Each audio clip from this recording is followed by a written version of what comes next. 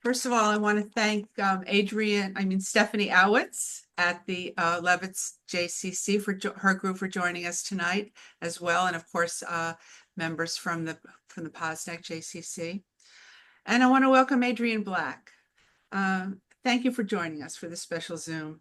Tonight, we're honored to welcome Adrianne, author of The Klansman's Son, for an intimate and thought-provoking conversation about identity, transformation, and confronting the past.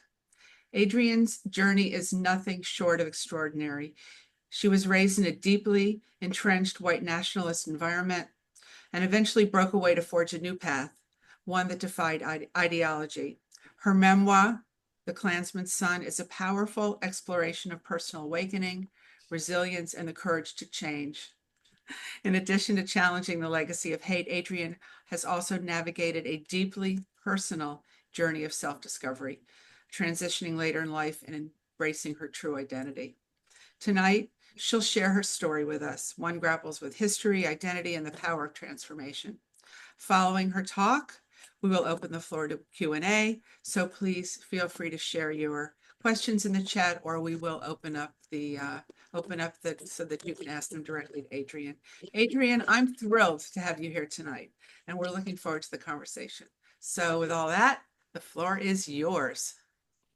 Thank you for the really nice introduction, Nancy, and also thank you to everybody else who has come tonight. I am really glad to be able to do the event, and also to Stephanie's book club. I'm really glad to see you as well, and I'm really looking forward to a conversation at the end of this. So I find that the most effective way to do a group event around this book is for me to talk a bit at the beginning. So I talk for about 20 minutes describing what happens in this narrative, and then also what I have taken from it, because I really didn't write the book just to, rehash my life or this hate movement or any of the experiences necessarily. I wrote it because I had several conclusions that I drew from my life around community and how people change their minds, and really how we tend to misunderstand that I wanted to use as a case example in this book.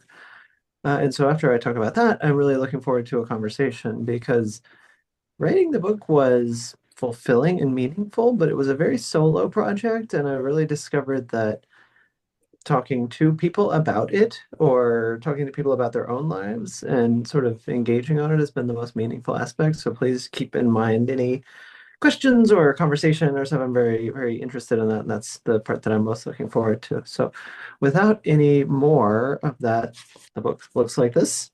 It has another name on it, but it looks like this, and it's still available on all the places where people buy books. My experience is one where I think the way I always introduce my background and my family is that when I was born, they had already spent nearly 40 years building the white nationalist movement in America. That's really a key part, because the publisher named it The Klansman's Son, which is not, it's not inaccurate exactly, but my family had closed their Klan organization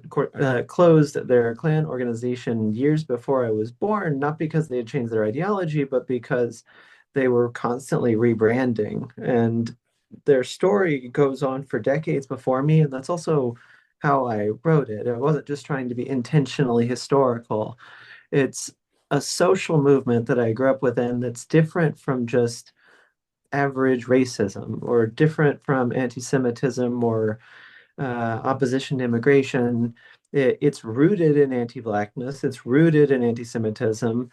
But to understand this movement that I came from, you have to realize that it is a social movement, that my parents had me because they met through this political ideology that is only defined by people saying they're a part of it, by knowing its history, by knowing the 60, 70 years that it's existed. They see themselves as separate from America broadly. They see themselves as separate from any government. The word nationalism in this movement refers to race, this sort of like Nazi ideal of race being this biological, real thing that predicts everything about people and tells you how smart and creative or criminal anyone's going to be, saying that it is genetic and it's there, like that there's this biological reality, not a social category as we know race to be something that's legal and built in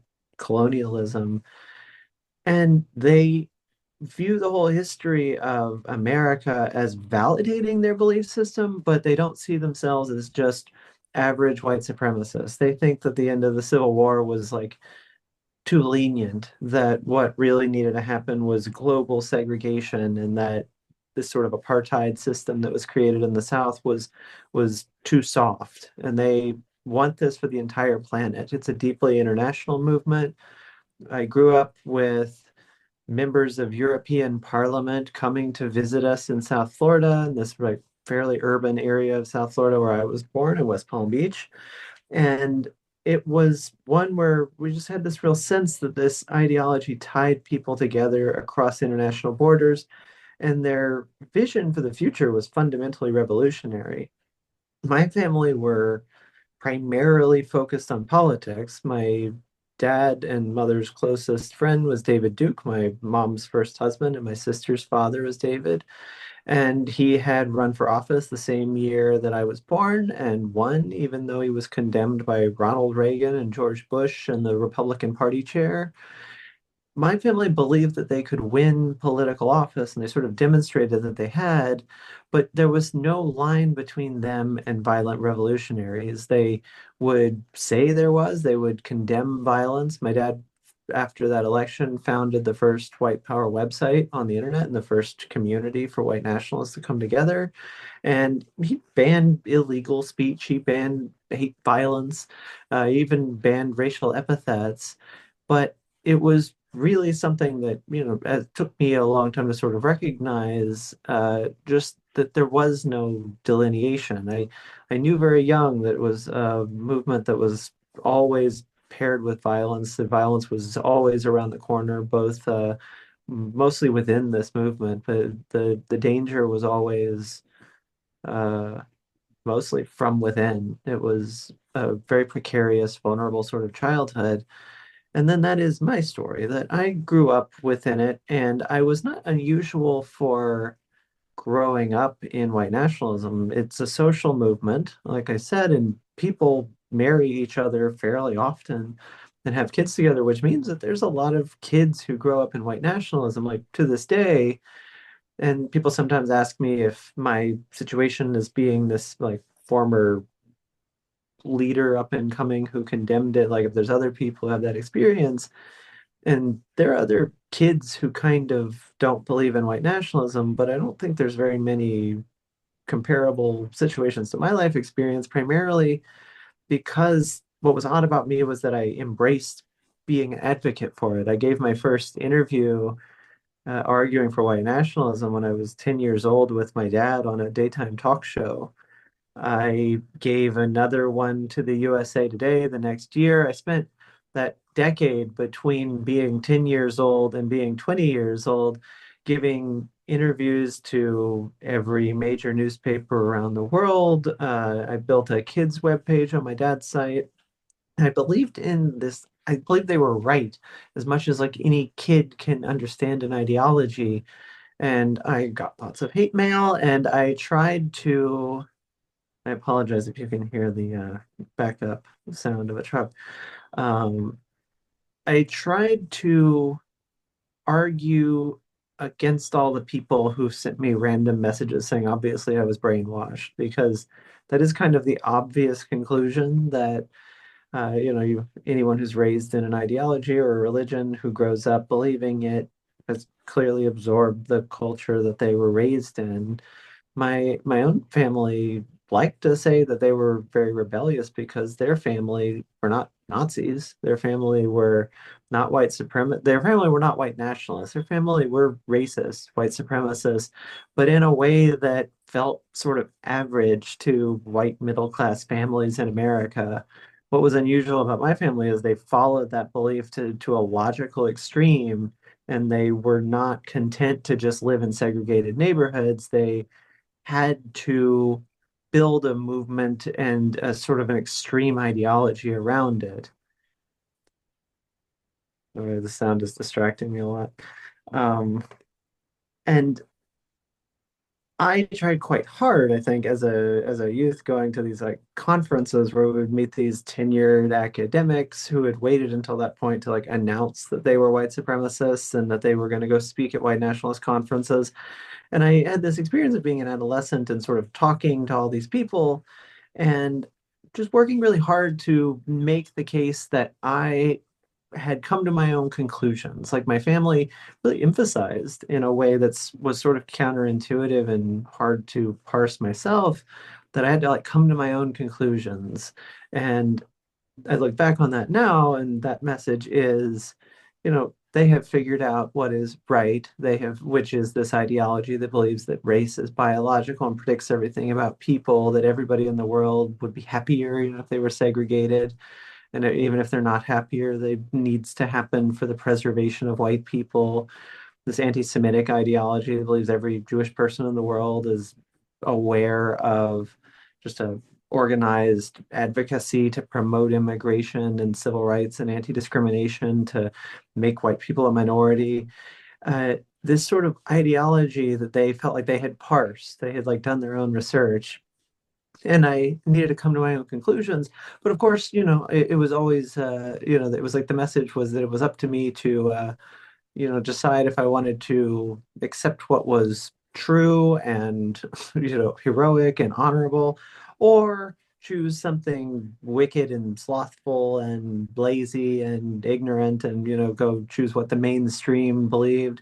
And I look back on that and I'm very resentful of being raised by a family who was just so bent on everyone believing the same thing as them. Like they don't even have friends to this day who don't believe their ideology. So the fact that I am a person who, at least my dad has a lot of respect for my thinking and ability to reason, who doesn't believe their ideology is itself really challenging to them.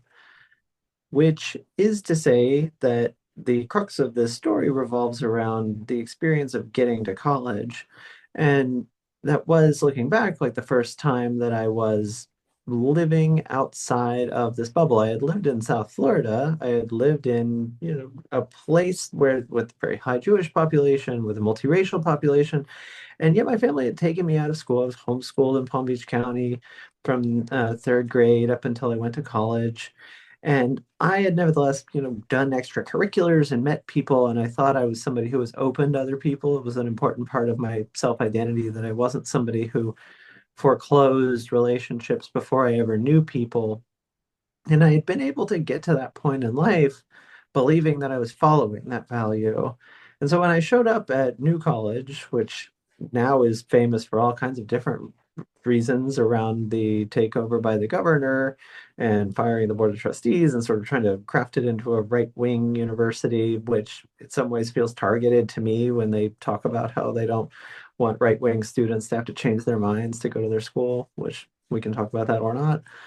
I showed up there 15 years ago now, at a very different time in its history, and I thought I was open to other people, and I was. I made really good relationships during the semester when nobody knew my background, and I built really intense relationships with people who I knew were going to be betrayed and devastated as soon as I revealed what I had been keeping from them, and yet I didn't know how to reveal that.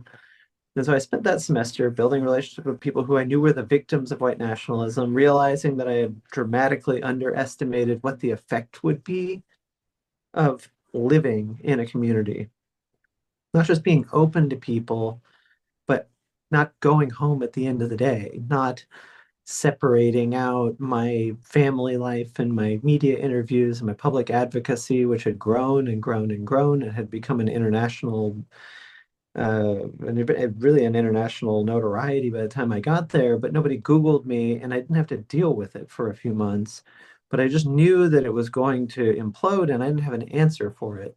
And I look back on it now and it's very clear that the feelings came faster than knowing what to do, that I didn't like that I was a person who could swear up and down that I was a true friend to the people who I was a friend to, And yet I had no answer when they were going to inevitably say, so you're advocating for an ideology that says I don't belong in this country. Like I could equivocate all day. I could say, oh, it's not here, not now, not like to you. And that felt incredibly shallow to me. And yet I didn't have knowledge of like what to do with that because I felt like I had learned beliefs and statistics and a bunch of stuff that I thought was true in the abstract way that I think we often believe things are true. And I couldn't just say everything that I had learned and thought was correct and had learned to argue was false because it felt wrong. Maybe some people could. I wish I could have been somebody like that, but I didn't feel that way. And I didn't recognize immediately what that really meant was that I didn't want to sever my relationships with my family, with my community, with every adult I had known up until I was 20 years old. I didn't want to lose that sense of identity, but it wasn't clear to me that that's what was happening. How it felt was that I knew what I thought was true and I couldn't just abandon that.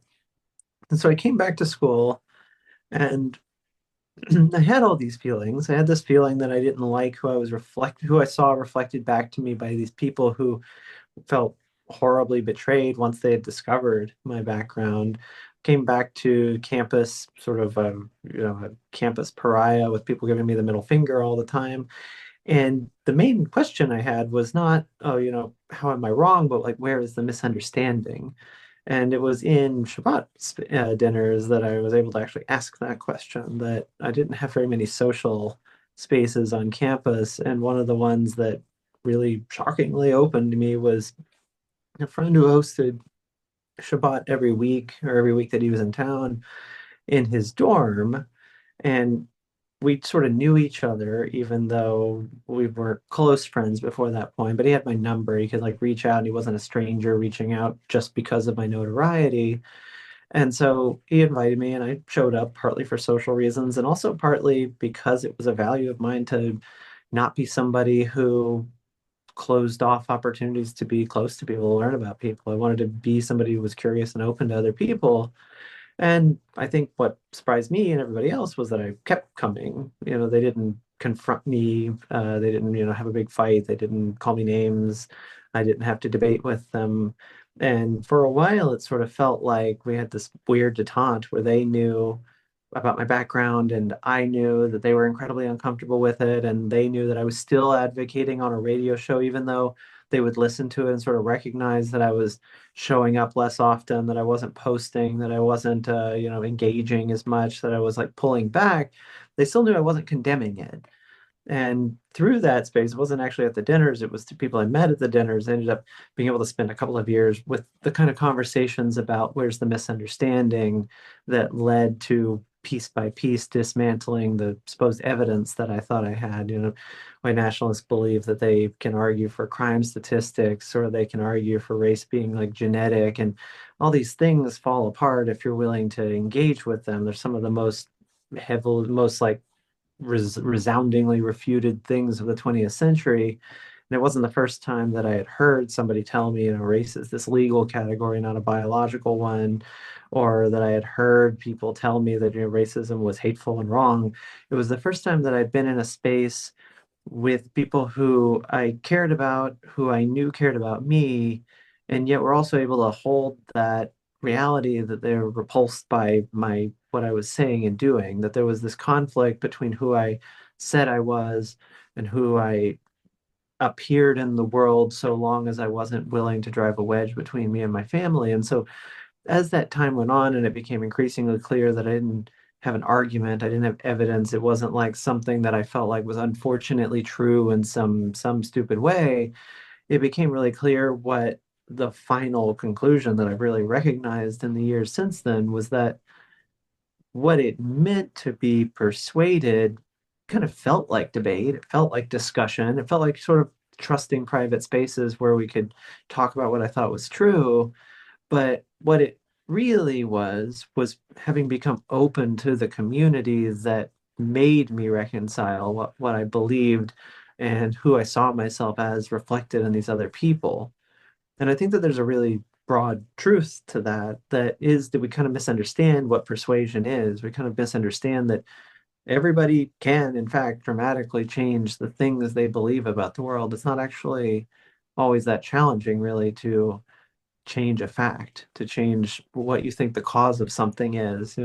One of the examples that I kind of often pull out is things like our the reason the sky is blue. Like, if any of us have looked that sort of thing up, you'll read about wavelengths of light and what gets scattered in the atmosphere versus the band of the spectrum that goes to the ground. And so you get more blue. And you could imagine believing a different explanation for that. Like, reasons and cause and evidence and facts are things that we as people pretty readily accept.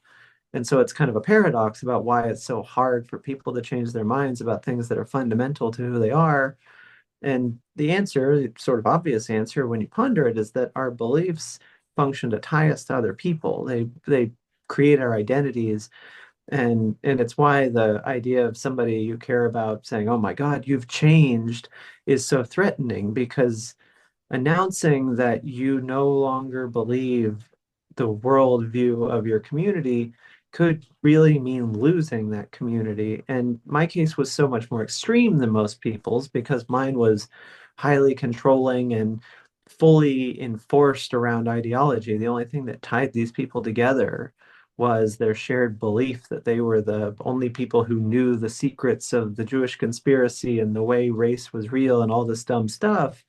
And anybody who didn't believe it was outside, and anyone who did was inside. And so it was a more acute case than I think most people have. But the lesson, I think, is pretty similar, that you can tell me who the network of people you care about are, the ones that you would respond sort of viscerally if they accused you of having changed. And I can sort of tell you what are some of the things that, make up your fundamental worldview, because these things are really deeply tied together. And we as people don't always like to acknowledge the fact that our beliefs are so firmly embedded in our sense of our identity and community, but they really are. And so the process of changing someone's mind is not the process of like taking them into a debate and trying to forcefully give them the best facts. It sometimes feels like that, but what it really is expanding your sense of community, expanding there's a phrase in sociology called the universe of obligation that Helen Fine created when writing about Holocaust studies. Like, the idea of who fits into the circle of people who you care about, who you love, who you feel responsible for. And we can challenge that by expanding that circle. There's always a way to sort of think through how can you find ways that you feel connected, feel caring of increasingly large numbers of people, and into ways where it sometimes starts feeling fairly abstract.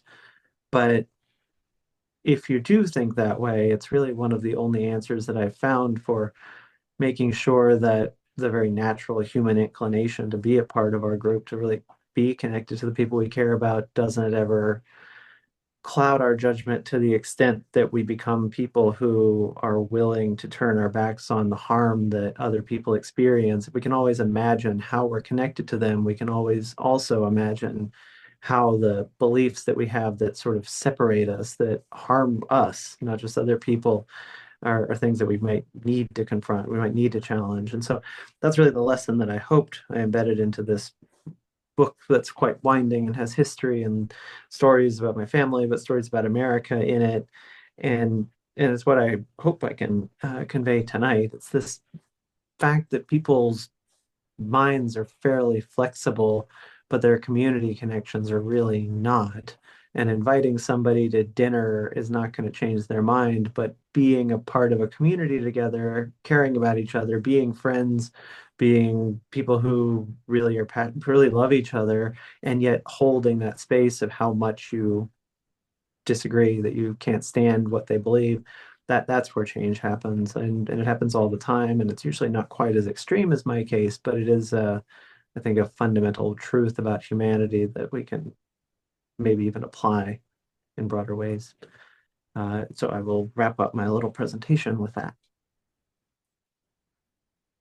Myself, thank you. so much. So I'm going to start off. I mean, I have a lot of questions. First of all, you're obviously a very brilliant person, and it comes through in your text, and then obviously your discussion tonight. A thoughtful. You've come, I'm sure, come a long way. First of all, how long did it take you? I know it took to get started on the book. What took a few years just to get started. You were at New College, what, about 3 years when you finally decided to write this, or was it a little longer? No, there was a big gap between it. Yeah. I transferred to New College, so I was there for 3 years, and then I condemned my family's belief system at the end of my time there.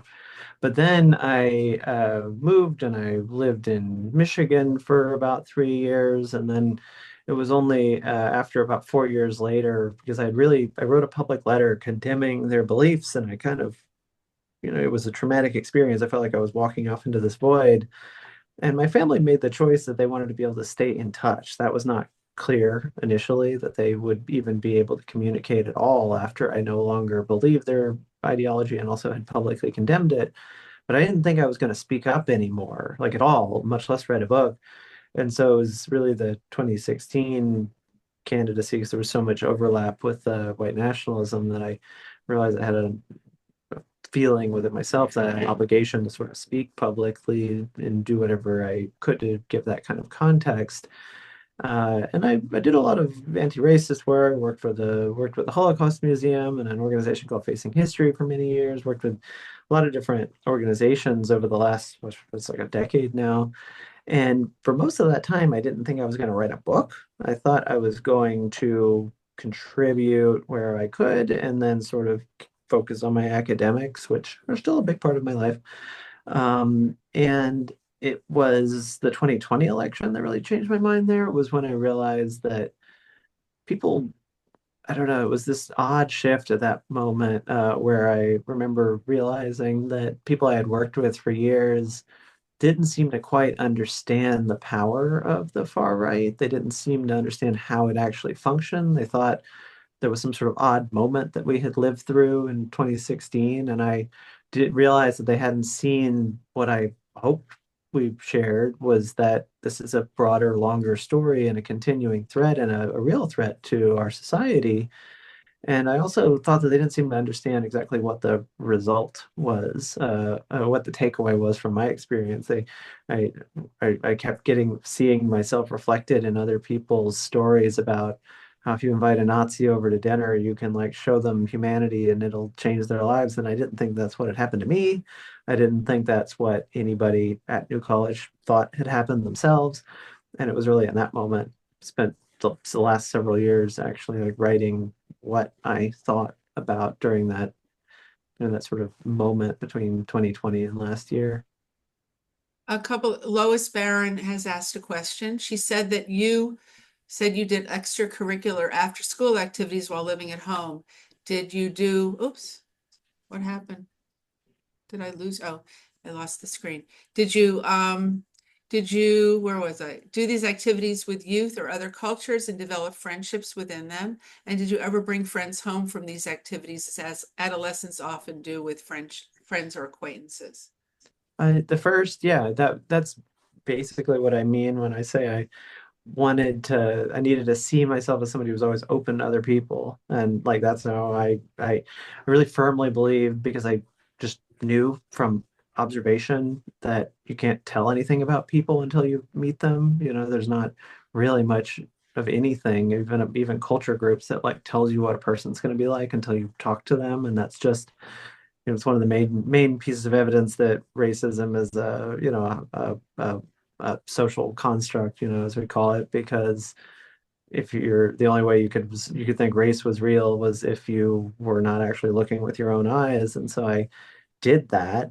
But the second, no, because my family had firm rules that no one was allowed to come over to our house who was not a white nationalist, much less like who wasn't white themselves. So my friendships had to be relegated to like while I was volunteering or while I was out in the world. And that's also a little bit about what I mean about my feeling that I was very open to people, but that I didn't recognize how different it was going to feel once I was away from home, once I was not leaving at night, not once I was not able to keep these worlds separate. Because also at that same time, I was doing interviews with HBO and 60 Minutes and Dateline advocating white nationalism. And people at these extracurriculars would see that stuff and they would bring it up, and I would make a point that I didn't want to talk about it. And you'd be surprised how willing people are to not talk about things that are really uncomfortable to talk about. Lori Susskind wants to know how do you feel about the far right to continue to have a strong voice in our country today? I mean, I'm very alarmed, particularly about this moment. And I think you can never really know what's going to happen. And I try to make the point that there's a lot of things about this moment that are not unique, even in American history. And so we can sort of look to the past to see how our forebears, a few decades ago have dealt with these things. And there are ways to push back. There are ways to sort of draw solidarity, to be, to change the world in the ways that we want it to be. But also, there's no guarantees of a world where far right ideology does not one day come to dominate our society. So I'm very alarmed about it, and it feels more possible now than I think any point in my lifetime. Lori also wants, we at the Posnack JCC and a lot of the other JCCs, we have a strong commitment to Holocaust education. Um, how do you educate a future generation to recognize the indifference to racism and hatred and embrace love and harmony? Hmm. Is there any advice or anything you would tell younger people to, I mean, yeah, no, I've worked worked around Holocaust curriculums and worked with high school teachers and students, and I've done a lot of context around Holocaust education. And I think it is a really powerful tool, both for its own sake, just understanding that moment in history and the ramifications of it, and also as a way to ask people to sort of think about that there's not always bounds, there's not always limits on what can happen in the world, what people are capable of. And I think the shallow version that I think a lot of kids face is this idea of like, what would you do if you were in the circumstance? And I think some people are probably familiar with the sort of answer that like you would be one of the people who existed in the world. You would have the context and the knowledge and the fear and the dangers that they did. And the corollary of that is you don't have to ask what would you do. You ask who are you today? There's people who are threatened today. There's always been, not just in this moment, but are for anybody's lives. And I think that that's the real value of Holocaust education, is to look at the darkest moments and one of the most well documented atrocities in history and ask people not just like, imagine the past, but to recognize how familiar it is, to recognize how these things, how this happened, how scapegoating people happens, uh, how authoritarianism happens, and how a society capitulates and supports it. Like these are not things that are alien and foreign. And I think when I was younger, I mean, I had Holocaust education. I grew up in Palm Beach County before my parents took me out of school, and I remember having the earliest parts of it because we were third grade, 9 years old. But we had Holocaust education because like a third of our public school class was Jewish also. It felt like it was not a distant question. We were talking about the grandparents of people in our class. And I think like I just remember recognizing how human, how impactful it was. And I think now is one of the most important times to continue thinking about that and thinking broadly about how we deal with really hard history. Like avoiding it is memory holding things is definitely not an acceptable path. But there's also like sort of shallow ways to talk about the dead, talk about the horror of the world. And I think like asking people to think about who they are, who their identity is, and who they care about. Like how do they draw their lines in that that Helen Fine quote that I said earlier, the way she talks about the universe of obligation, is thinking about the people in the world who are included within the circle of people you consider human, like you consider having value. And when you strike people that way, they often, get a little defensive, but actually thinking through how do you draw lines between yourself and other people? Who are you responsible for? Who do you care about? And who on the other side do you find yourself sort of explaining why you're not responsible for that person or why you don't, know them, or you're not you don't care, or you're not loyal to that person, or they're just you're not your responsibility. Like that is a real moral universe to think through. And Holocaust education is one of the primary ways in all of education that that conversation happens. We have a question from Linda Silverman. She says she loved your book, and she wants you to go into more detail about you leaving the magazines in the gym so that people could learn about you. Sure. Um, that was the magazine anecdote is I had spent the semester at college. Nobody had Googled me or figured out my background, and it was incredibly stressful because I had all these relationships with people who were the victims of white nationalism, who we had private conversations, on the floor of dorms in the middle of the night where people were telling me about their experiences of anti-Semitism or racism or discrimination broadly by organizations I knew, by people who were like part of my coalition, my family's like movement. And I had no way, I didn't know how to talk about it. I didn't know how to explain it. I didn't know how to bring it up. And yet I knew it was going to be horrible. And the odd choice that I can't, give you an explanation for, but it's what I did was take this magazine that had come out the year before about me. It had like big glossy photos. It had a big headline story with my name in it and a big picture of me, and stick that in the magazine rack at the gym, just sort of hoping that somebody was going to read it and then sort of spread the word on, about me. That it was just sort of in this turmoil where I woke up every day wondering whether today was going to be the day I go talk to somebody and they're going to say like, what have you been keeping from me? I just needed that to end, even though I didn't know what was going to happen when it did.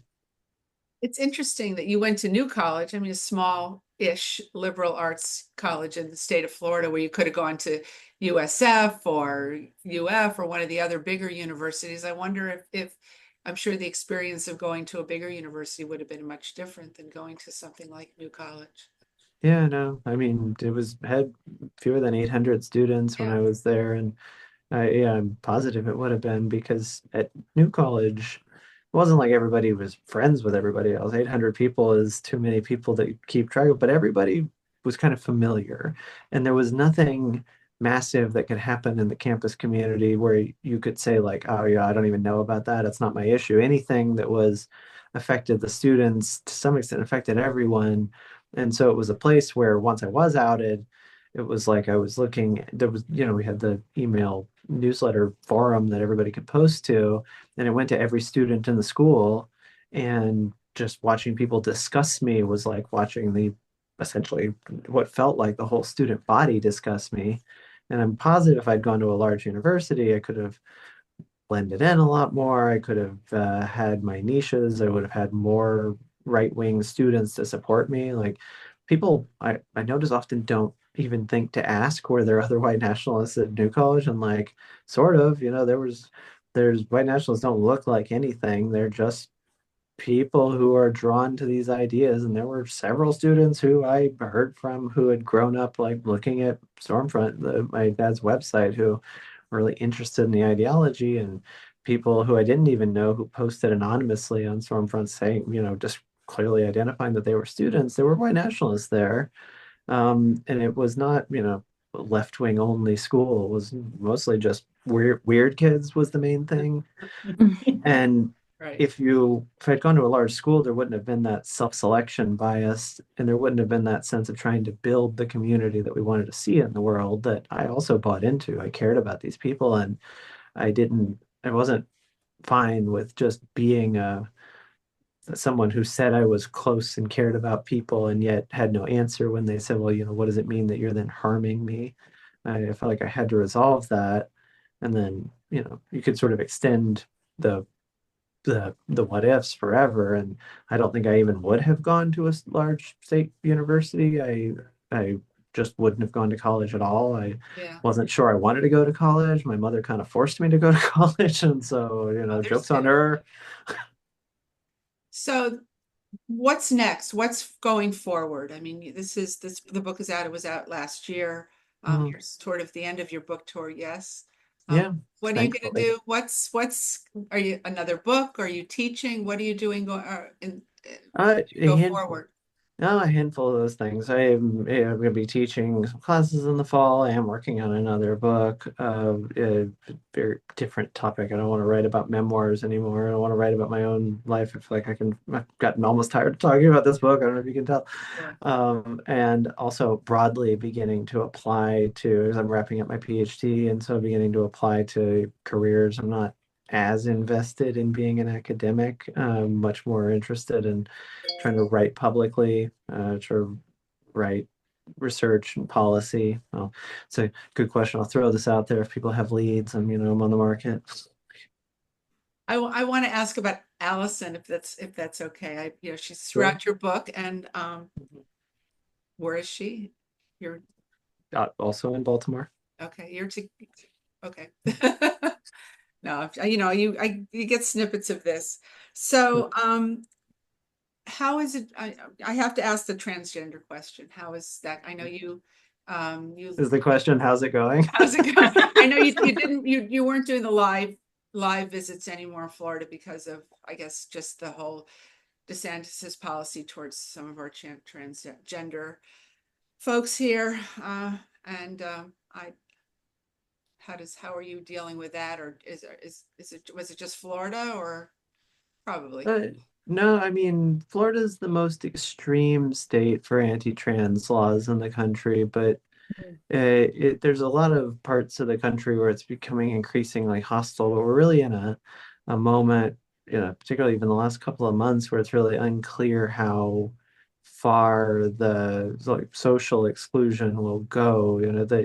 I think I try to point out that I think it's sometimes it seems mysterious, I think, to people, particularly progressives, exactly why the right wing is so obsessed with trans people. And you can have a social explanation for that. It's just like, they just latched onto it, and they don't like categories that are too permeable. But the collective thing about all the policies is really trying to make it impossible to exist in society. And I think that's something that gets somewhat lost, that it's very direct and intentional, trying the collectively things like, bathroom laws make it impossible to like use the bathroom, ID laws, removing people, like fining people for changing the sex on IDs, like sort of things that sort of make it impossible to exist in day-to-day life. And so, and then more directly, like pulling funding from any institution that often even employs trans people, but much less like works on behalf of the community. And that's something that I think I'm very alarmed about, from a really personal level. It seems very possible that within a year or so, depending on how things go, we could end up in a place where it's just where even supportive states like Maryland, where I live now, where it's just where because federal funds couldn't be used for healthcare that supported adult transition, might be impossible for me to have healthcare. There's already in Florida, there's like in many ways a de facto ban on trans people being employed by any state agency or anyone that is connected to the state, and expanding that into tying that into any federal dollars, which seems very plausible, uh, has the potential for making it impossible for trans people to be employed in America. So I think these are things that haven't come to pass yet, the worst case scenarios, but it seems possible within the next few years that like life becomes almost untenable, so I'm very seriously like thinking about, how would I work and, live abroad, because it seems really possible that it might become impossible to live here. Stephanie, did you have a question? I have a question in the chat somebody put to me, asking me to about the process of getting the book published. Adrienne, was it difficult to find a publisher? Were you approached by a publisher? How did that come to be? Um, well, it's similar process to I think any nonfiction book. So I almost like to describe the process of that broadly, that it's you. I'm curious if the question is coming from somebody who wants to publish a book. Yeah, Or, maybe. I don't know. I don't know. the process, how it works is you can never approach publishers directly. You have to start with an agent, and so you have to have a literary agent who is well connected, which I had. And then from that point, you write a proposal. This is for a nonfiction book. For I've never published a fiction book, so that's a whole different process. But for a nonfiction book, you write a proposal. Proposal, lots of different lengths, but particularly if it's your first book, could be something like 50 pages long with a few partial chapter examples, like not actually writing the book, just like examples of it. But then the rest of it is essentially like almost a business plan describing how well connected you are with people who might be willing to help promote it, how you'd be able to argue to people who would potentially be like selling the book that you are a compelling author for this, that you're going to be able to deliver the book, essentially like Mm, listing your credentials to write this specific book. It's not like as an author broadly, but on whatever topic you're no. proposing.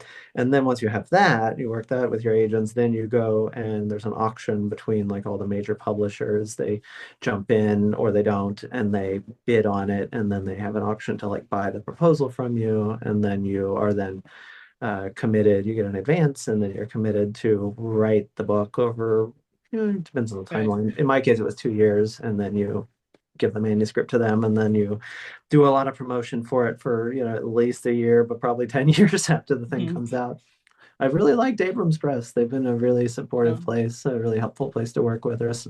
Certainly Like, have a compelling story to tell. Yeah. yeah, So there's, I think the part that was most compelling about the publisher I landed with was that the book I wanted to write was not necessarily the most salacious. It wasn't necessarily the one that would be scandalous. It was one that, like, I was always very clear. I had some lessons. I had things that I thought were very important. And I wasn't writing it just to dredge up old things. I was writing it because there were some important lessons and values that I had. And Abrams really saw that in a way that I don't know necessarily just any publisher would have yeah. wanted to Yeah, and I support think that. you really did that. I mean, it's not salacious at all. I mean, I don't think it's there. It's full of lessons, and Yeah. I mean, that's really what I when I was fortunate enough to have a nice long conversation with you one on one, which I thoroughly enjoyed. But really, you talked about it today. But the whole idea of having to, in order to give up your ideology, you were giving up your community, and that was such a difficult thing to do. I mean, if any of us think about changing our ideas, meaning giving up everything that we had known up to that point, all the people that we loved in our community. I mean, it's impossible to imagine how much you had to give up in order to give up those ideas, and then becoming a part of a new community. And the recognition that your ideas were hurting people you cared about, that was so powerful to me, that's what helped you make that transition. It wasn't just, okay, somebody gave you great new ideas and they were somehow convincing. Because I think we all know that, good arguments don't change anybody's minds. We know that from, political debates we have with people today. I mean, I can argue with, friends who have different political beliefs, and it doesn't change anybody's minds. The facts don't really matter, because people are so identified with their ideas as, this is who I am, these are my values, they're not my ideas. I think that this defines who I am. What I believe is who I am, and so it's hard to change what I believe. And you added to that my understanding of that, what I believe is my community. um and I learned so much from your book. I really did. And that caring about a new community is what helped you change your ideas. Today I got, expanding your idea of community. Um, I've learned a lot from you. Oh, I appreciate that. Like, I sometimes feel like I think I try to fit it in there, but I think I sometimes feel like I grew up in, it's an awful community, but they're pretty thoughtful about how activism works and how people work and how you get people on board with your ideas, even, how being called, the craziest extremists in the world can be an advantage to recruitment because as soon as you show up and you seem kind of kind and reasonable and smart, all of a sudden you have this like weird wedge because you've been described as insane monsters, and then all you have to do is just be like seem kind of reasonable, and then people can, latch on to you. And there's like a lot of lessons about how recruitment of any ideology works, like Yeah, any that's interesting. controlling belief system works. Yeah, that's really interesting. Is there anyone else that has any more questions? Lois Barron says, move to Lois? Canada. I'm from Montreal. You'll be more than welcome. You're one brave soul. That's what Lois said. Oh, thank you. And Judy Brown said, you'll be safe in Massachusetts. So you've got lots of invitations. Well, that's the problem, though, is we forget that the power of the federal government, though. I mean, That's I right. live in Maryland, which is a great state. Like, I feel very safe and protected in Baltimore and Maryland. The issue is that Maryland, like every other state, is deeply dependent on the federal government and is not, is also not particularly wedded to protecting trans people. There's always the real question of if it would mean a catastrophic blow to the state economy, are they really willing to protect you, or can they throw 0.5% of the population out to save half the economy? It seems like a likely thing they'll take. Hopefully we will all survive the next, what's next to come, whether it's the next couple of years or the next 4 years. I just hope things don't go too far. But once again, Adrianne, thank you. This was phenomenal. This is Adrianne's book. You did mention that this was not your choice of a title. I accepted it. I wouldn't have called it that because I think people often look at it, and I've been to book talks where people introduce me as like, oh, like grew up in the Klan or was going to lead the Klan, and I'm like, wow, I mean, my family like weren't in the Klan for like 10 years before I was born. It's not technically, but it's a compelling title, and also, I mean, I guess I don't know if you have the second, like my explanation for the reason I accepted it was twofold. One, the former Klansman was what my dad was always called, even though he had, quit it. He quit it for brand reasons because it like he realized everyone was always going to see it as violent, and he wanted to be seen as like welcoming and normal. And so he switched to different names and called his organizations different things, but always remained, the media would always introduce him as former Klansman. And so from my perspective, it was like I was born as the child of the former Klansman, head of the Klan. And I also accepted the son, which I think people have kind of missed the point of. I was very clear about gender transition at that point, with myself and my publisher and, with a lot of people in the public. And being called a Klansman son is not a title that was true. It was not a title that I relished. It's a title that I was born with, and we're often born with words that people tell us we are. And the point of the book was to sort of look at, how do you respond to that? Do you embrace it? Do you lean into it? Do you try to live up to the title? Do you reject it? We all have something that we're called and that our families tell us we are. And that was what I was told I was. Well, I want to thank everybody for joining us tonight. We usually do these book talks on a Monday afternoon at 3:30, right? 3:30. Our next one, when is our next one, Stephanie? Next week, Monday afternoon. Next Monday afternoon, we'll be sending that out. But Adrianne, thank you so much for taking the time to be with us tonight. It was wonderful. And thanks, Stephanie, thank you for inviting the folks up there at Levis. It's nice to be all the JCCs working together. And so it's been an extraordinary evening. And I thank you again, Adrianne, and buy the book. Thank you, Adrianne. Good night, everybody. Everyone. Thank you. Bye, everybody. Good night. Thank you. Good night. Good night. Thanks. I'm sorry I'm late. Gosh.